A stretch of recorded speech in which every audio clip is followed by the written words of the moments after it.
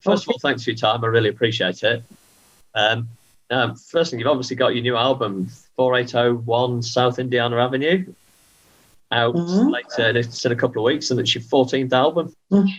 First of all, congratulations. I mean, that's a fantastic achievement. What does it feel like saying that? Thank you. 14th album. Oh my goodness. When I look back and think I started playing music professionally in 1979, I'm like, oh, I'm really getting older. I'd be in 2022, I'll be 60. So I'm like, I can't get over that. So hearing all of those facts in 14th album, I'm like, yeah. It's been a minute. Yeah, when you started, like 79, like you said, did you ever think it would go? Was there ever a thought that, you know, I'd be doing another 14th album? I planned on conquering the world at that age. We all did. But what was your ambition back then? Yeah, right. Oh, I was going to be a rock and roll star, you know. I was going to right to the top, you know. So. Well, 14 albums in, you've definitely done that. What do you put your longevity? Oh, thank you. My longevity? Yeah. A very good work ethic. Having, a stubborn quality to not quit, although I've thought of it at times. Also trying to be a versatile musician, even though I'm blues-based, I can kind of play a lot of different things. I mean, I've done a lot of acoustic things and more soulful things. I've sat in with reggae bands, so I try to, not be a one-trick pony per se. Also, being just a hard worker, showing up on time, not causing a lot of problems, having good bands. So it's like a lot of things. I tell people, most of us don't have the luxury of just being like hard to handle divas or whatever. We have to work at what we do. And not that I want to be that anyway, but, everybody gets this image of, musicians being irresponsible and partying all the time. And some are like that. But in most cases, you have to be just a hardworking human. And like I said, a lot of perseverance. So do you think the industry's changed a lot over the years? Yeah, I mean, mostly from the advent of computers and the internet. That changed it more in my lifetime. That changed it more than anything. But, music and technology have been tied. I mean, when they first had the Victrola, then they could do multi-tracking and studio. So there's always this evolution of technology, music. Sometimes the technology is ahead of the music. So as musicians, we've constantly had to adapt in a sense, But this has been like it's for all of us, that revolution of the digital age and virtual age or whatever. And now what we're all going through in the world has even pushed it even further, and it's even more a part of daily life. How challenging have you found it? This part, I'm kind of like a dinosaur. I have a very open mind to many things, but I call myself an analog human. I really like, the old way of recording with the tape and the razor blade. And I like, acoustic instruments, not necessarily computerized. So, but I've learned that, the internet has been, in a lot of ways great for me promotion wise. Yeah. I mean, it doesn't, as everyone's complained, all artists, even at the top, the streaming issue and sharing, the money that you make now from recording is marginal, so, that's kind of an issue. But, in other ways, what I do like about it is it's a more democratic way of people, maybe elevating artists that, like myself, where as record companies that were controlled by A&R people and management, it was more bureaucratic. They had more of a say in what was going to be heard. And now you can sit in your bedroom. Like, I think, what's her name? Billie Eilish. And I would say her name, her and her brother made a record in their bedroom and won all these Grammys. So, that's the positive side of it. Yeah. Do you think it's kind of leveled the playing field for everybody then, that you can, like you said, you can write a song in a bedroom and it'd be a massive hit? And essentially be not everybody, but yeah, it has leveled the playing field, and it's it's made recording. People can have studios for. I mean, you used to have millions of dollars to open a recording studio, or at least hundreds of thousands, and now you can spend a couple grand and have a pretty decent setup. So that is good.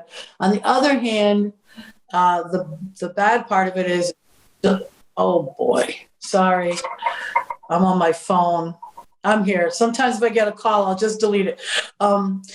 The only thing is, like, now it's kind of crowded with humans because there's so many people putting out so much music. Maybe at times it's hard to find your way through. So I think it's like anything in life. There's always a up and a down side to everything, On that note, though, I mean, 14 albums in, you've obviously found your market, and people know where you are. You're not hidden away anymore. Just going forward, then, you touched on being an analog musician, but worked with Joe Bonamassie on this record. What was that like? And for someone who's done so much throughout your career, what did you learn from it? Well, this was the biggest step up in my career ever. I mean, without a doubt. Besides moving to Chicago a long time ago, that was the first big step I took. Working with him I didn't know exactly what to expect, of course, because, I never worked with him before. I admired him greatly as a musician and a businessman as well. But he, in the studio, I think he brought out things in me I didn't know were there. I think he was absolutely the perfect combination for me that I've ever worked with in terms of a producer. I think we brought forth something that is really just wonderful, and it's been received very well. So I couldn't have done this without him. I mean, not just promotion-wise and getting notoriety, but artistically, I couldn't have made this record without him. Did I read somewhere that years ago he'd supported you? Did I read that? Yeah, it's really funny. Yeah, so I played at the House of Blues in Chicago. They have the big hall, and they have the restaurant called the Crossroads Stage. Basically a restaurant with a nice stage. And at night, it becomes a little bit more of a club, but it's still a restaurant. So I played there from like 1999 until the lockdown, like every Monday night for like 20-something years. Right. And it was back in the early 2000s, the booking agent called me, and he's like, that booked the room. And he's like, Joanna, tonight, I know it's kind of last minute, but there's a young guitar player. He's going to open up the show. He's like an up-and-coming guy. Is that okay? And I'm like, I didn't even ask who it was. I'm like, sure, that's that's one less set for me. And I got there, to watch him. And I saw, somebody bringing in like a half Marshall stack. And I was like, well, this is going to be interesting. People are still eating dinner here. And it was Joe Bonamassie, and I was like, oh, he's really good, but it was just a kind of a funny situation because he probably started playing at 8:00 on a Monday night. And then I talked to him about that. I said, do you remember that? And he goes, yeah, he remembered it. It was 2002. And I remember we were trying to get Bruce Ziglar from Alligator Records down to see me play. And I was like, so he did remember that. Right. I was going to ask, did he have any recollection of the night? Yeah, he really did. He's the one who told me, that was 2002. And I was like, yeah, that sounds about right. Okay, going back to the start then, who was it that inspired you to pick up a guitar? Or was there an album you listened to? Or? Well, when I first got a guitar, it's a funny story. I was 7 years old, and all of my friends, there was a dance studio in town that one of my friends' mothers owned, and all the cool girls went to take dance classes there. So I wanted to be a cool girl, and I never was. But I asked my mom, I said, I really want to take dance lessons at the Charlotte Klein Dance Studio. And she kept kind of like, yeah, okay. And then one day I woke up and she's like, Joanna, go in the living room. There's something there for you. And I was like, what? And she goes, just go in there. And it was a Sears classical guitar, from Sears. Yeah. Like all musicians, we all got a Sears Roebuck guitar back in the 60s. And I was like, well, what am I going to do with this? She goes, well, instead of dance, you're going to take guitar lessons. And I was like, I wasn't thrilled about it. And then, so I took it for a couple years and I kind of liked it, but I was like 9 years old and we were very active outside, always playing sports or sledding. And I was like, I don't want to practice. I want to be outside. And then, so I quit. And then in about 14 years old, my girlfriend got a guitar and I was like, I think I want to start again. And I picked it up and I never put it down, Right. So it's kind of a happy accident. Although I always loved music, so I was always either singing or playing saxophone. So it was like I had done music my whole life, just wasn't exactly the guitar in the beginning. Okay, just going back then, I mean, you've talked about doing sport and all that kind of thing. What was your kind of early exposure to the blues scene and kind of what like where you grew up? Well, it was my mom. My mom loved music, and she loved jazz and blues in particular. So I heard it from the time I can remember. I remember hearing all that stuff as a really young kid. And so it was something that was a part of my childhood. And I really, really fell in love with this Taj Mahal record. I think I might have been 7 years old. And then she took us to see Buddy Guy when I was 10. I was 10 and my brother was 7. And we went to the local college and saw him. And I was just blown away. I mean, I still remember it vividly. So I didn't have to do what most people do. I listened to the rock bands and I discovered the blues. Like I heard the blues all my life. So I heard everything growing up. We had Beatles records, we had Hendrix records, we had Frank Sinatra, we had Beethoven, we had everything. We had Jimmy Cliff when he first came out with reggae. That was all my mom. So she was the one responsible. The one to blame. Mm-hmm. Okay, I mean, you've talked about that first show you went to and the fact that you can still remember it vividly. What was it about it that kind of hit home with you? It was just like these 4 like really powerful, kind of exotic looking black men playing the hell out of their instruments. And I was literally sitting in front of Buddy Guy because there was no chairs.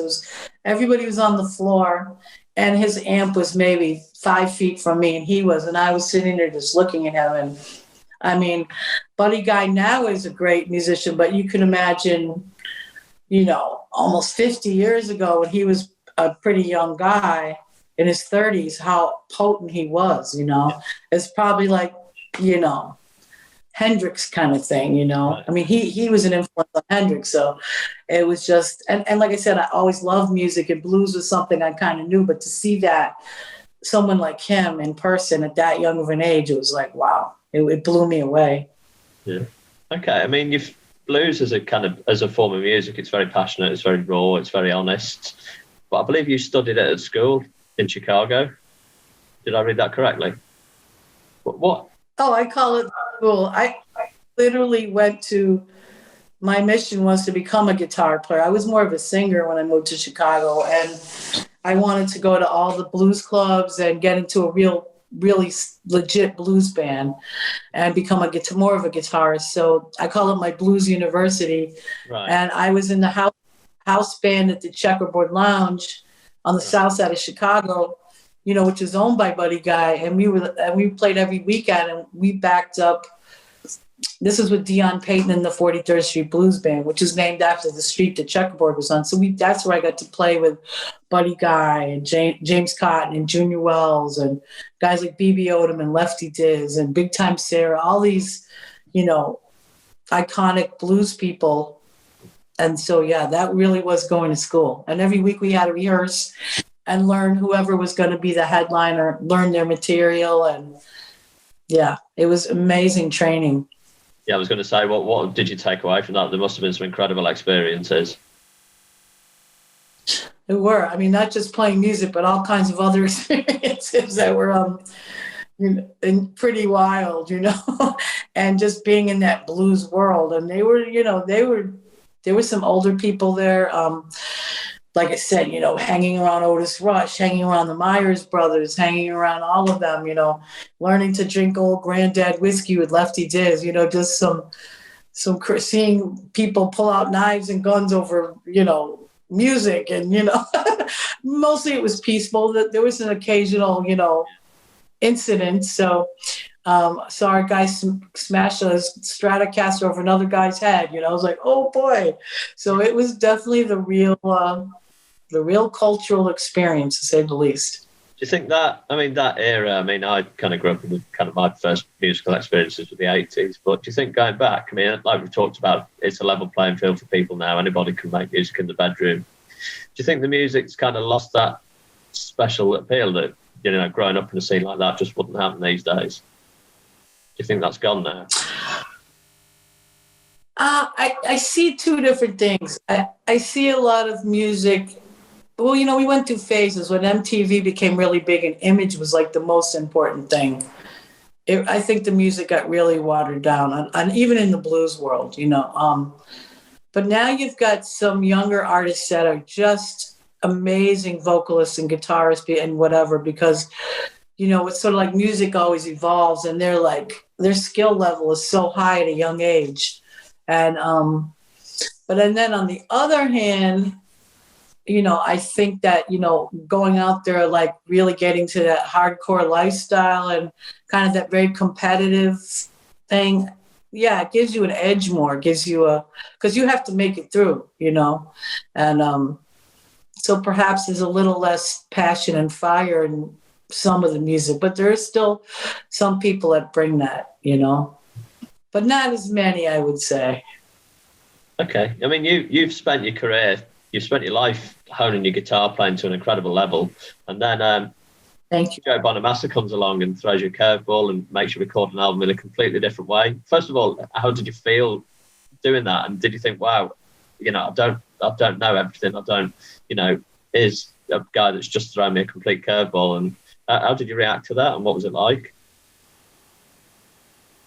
It was thrilling and frightening at the same time because, I knew that I was about to step into a much bigger level in all ways, the studio we were in, the musicians that were there, him, just himself, being one of the greatest guitar players ever. Yeah.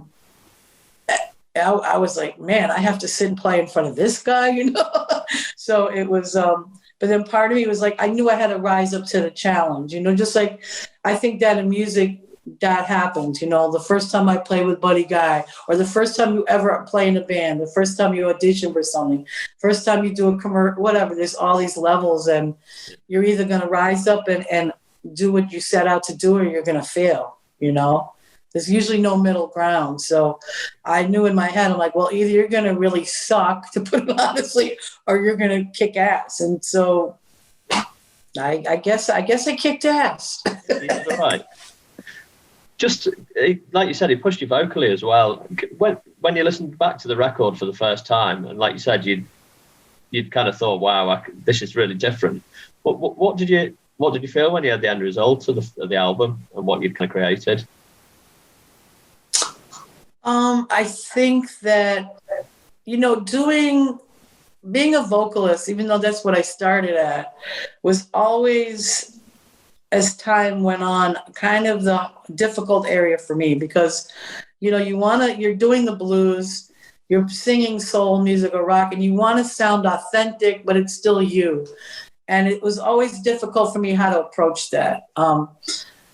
And I knew I had a powerful voice, but I guess I didn't really know how to tap into some of like the emotion in my singing and the power and let that really go in the studio. Like I might have done it on the stage occasionally, but to do it for a whole record in a studio I've never done that, and I never really had anyone.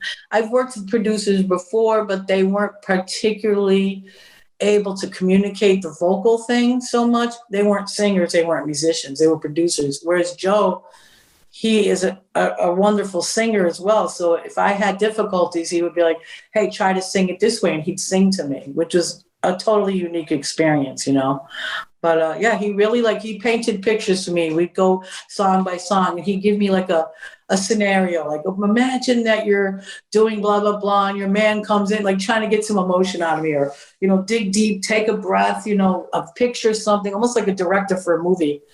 And it made me go inside myself and bring a lot more emotion out in the vocals and really vocally, push really hard. I mean, given that it was your 14th album, does it kind of reignite, maybe not reignite a fire, but do you see it as kind of like a new chapter, or the fact that he's pushed you into different areas? Yeah, I kind of almost feel like this is when I made my first record in '89. It came out on the market. It was like a premiere. And this, in a way, feels like a premiere again, but even on a much greater level and a much better record. So I do feel like eventually this is going to start opening doors, or just pushing me musically to do more things in the future. Hopefully work with Joe again. You know, I said I'd like to make more records with you, and he agreed. So, yeah, I feel like this is a new beginning in a way. I was going to ask, have you any plans to work together again, even as a producer and musician, or as a musical collaboration? Is that something you'd do? Yeah, he said to me when we were done, I was like, wow, I hate to finish this up. I really enjoyed myself. I'd love to do this again. And he said, oh, I have a couple more projects in mind for you. So I just left it at that. So I think we're going to definitely do something else for sure, at least a couple times. So I'm happy about that. Yeah, that must be really exciting, and really, to say the least. Yeah. Yeah. Okay, let's just go back to the album again and talk about the title of the album. I believe it's a tribute to a place called Teresas Lounge. Mm-hmm. Okay, I mean, first of all, what made the place so special for you, and what have been your most memorable evenings there? I did get to, it closed not too much longer after I moved to Chicago. So I was fortunate that I got to play there 3 times, but it wasn't the same part of the city as the Checkerboard. And like I said, because within a few months, I did get the gig every weekend at the Checkerboard. I really didn't have, the time. And then Thursdays at the Kingston Mine. So there wasn't a whole lot of time for me to go and play at Teresa's at that point. Right. But when we were done with the record, Joe was like, wow, we made a real Chicago blues record. And we started talking. He's like, what are some of the, the old school clubs that you played at? And I mentioned, he goes, what are the addresses? And then I brought up I looked on my phone. I said, well, this 4801, that was Teresa's. And he's like, that's the one. It was just something about it just kind of clicked. So it kind of summed up the theme of the record. And it is almost like you're, from the times I remember, walking in one of those clubs and you'd hear the power and the passion and the music that was being played so many nights a week. And I feel like we delivered that on this record. I was going to ask, what did you want to capture within the music on the record? But I guess you've kind of answered that. I mean, do you think you've done that? Yeah. Okay, brilliant. We do have a just for fun question, just to kind of throw you a bit of a curveball. Now, this one, if you were going to live on a desert island and you could only take either your guitars or your best friends, which would you pick, and how would you justify leaving the other behind? Oh, I would take guitars. Humans, I love humans, but outside of my own children, they come and they go, even best friends at times. So, but the guitar, it'll always be there for me. And I'm kind of an introverted human, so I could see myself getting old sitting on an island with a guitar by myself, and it would be okay. Sounds like bliss. Brilliant. I mean, we've pretty much covered it. The album's out in a few weeks. Good luck with it. Not that you're going to need it. Thank you. What does the rest of the year hold in store for you? Or are you just going to kind of be winging it like everybody else at the moment? Pretty much winging it like everybody else at the moment. I have one show in the suburb of Chicago in March, one in Kansas City in May, a wedding in May, and the rest is like a blank. So it's kind of, I think everyone's waiting and seeing what's going to happen. And then unfortunately, I don't know if some of the clubs in Chicago are going to reopen. They've been closed for so long.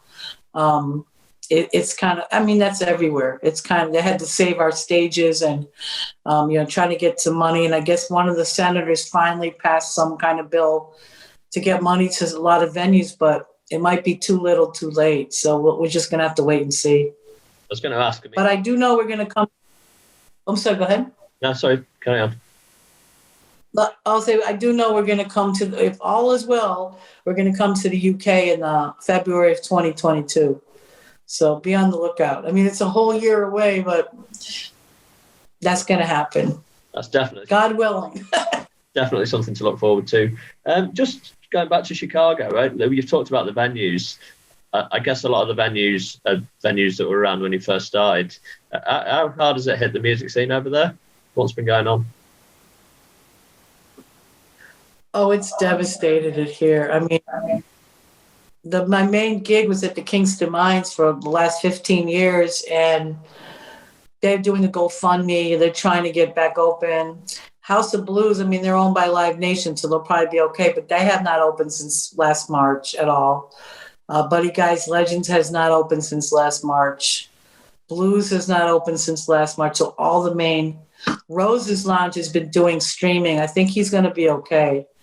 But everybody else, it's a big question mark. So yeah, it's a little scary. And there's been a few suburban clubs that have already closed. Right. So, but yeah, we'll see. I mean, maybe new people step in and take over, you know. Just, it's like I said, I feel like I'm in a holding pattern, you know, when you can't land the airplane and you're circling around. That's what life kind of feels like, you know. Yeah, but I mean, you must be looking forward to getting back then. You've got the new album coming out, and yeah, I assume that when life returns to normal, you'll be back to being busy again. Oh yeah, I hope so. I mean, I'm gonna find a way, because you know, I mean, I've never had more than 3 weeks off in 40 years in a row, and so that's a lot of work. So to, you know, pretty much I haven't done a show now since October 30th. So this is the longest I've ever been without playing anything. And then we really only played maybe half a dozen shows in the whole year last year. So we would play 6 shows a week in the year before. So what? Yeah, but it's like that for all music. Have you been keeping occupied? I've been teaching guitar. I have about 25 students, and that's what I've been doing. So it's like a new life for me, pretty much. And that's about it. It must be equally as rewarding, though. It is. I really my students seem to like me. It's a very varied bunch. Some are from Europe, some are from, you know, all around the States. And I've only had a couple students leave, but everybody's doing well. So, and it's been fun getting to know people. So I'm giving people my whatever licks I got, it's theirs. So putting it out there in the universe. Brilliant. Perfect. Well, yeah, like I said, we've covered everything. Good luck with the album, and hopefully I'm going to hold you to that February, because I think there's probably plenty of stuff I could ask you about the old Chicago blues scene. I'm sure we could sit there for hours and talk about that. So just, yeah, thank you for your time. I really appreciate it, and good luck for the rest of the year. You too. Thank you for having me. No problem. All the best.